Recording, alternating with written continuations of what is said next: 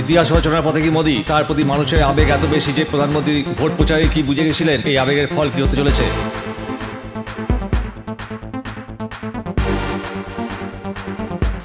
শান্তি নেই কোনো ভোটেই, বাংলার অবস্থা তলানিতে ঠেকেছে। বারাসাত ও মথুরাপুরের পুনর্নির্বাচনে একই অশান্তির ছবি চোখে ধরা পড়ল ৩রা জুন।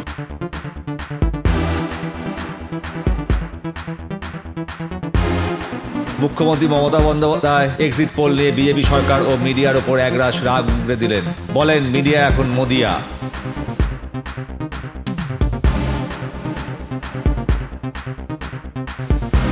এবার সিকিম ও অরুণাচল প্রদেশ বিধানসভা ভোটেও বিজেপির জয় জয়কার। সংখ্যাগরিষ্ঠ আসন সংখ্যা নিয়ে সরকার গঠন করছে বিজেপি।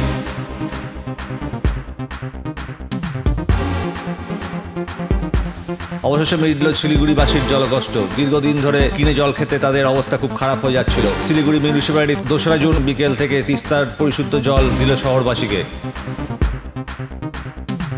২রা জুন অভিষেক বন্দ্যোপাধ্যায় ভার্চুয়াল বৈঠক সারেন বিধায়ক ও দলের কাউন্টিং এজেন্টদের সাথে। অভিষেক করার নির্দেশ দেন ভোট গণনা কেন্দ্রে সবাইকে সজাগ ও ফাইনাল রেজাল্ট ঘোষণা না হওয়া অবধি ওখান থেকে সরতে না।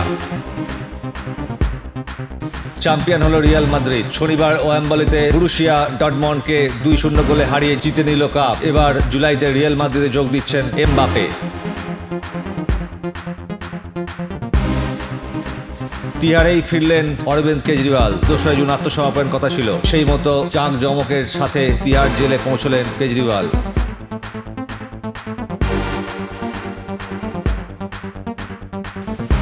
ফালাকাটায় হাতির দাপটে প্রায় ১০ বিঘা জমির ফসল নষ্ট হয়ে গেল। ৩০ থেকে ৩৫টি হাতি এই উৎপাত চালায়। এর জন্য এলাকাবাসী বন দপ্তরকে দায়ী করছে।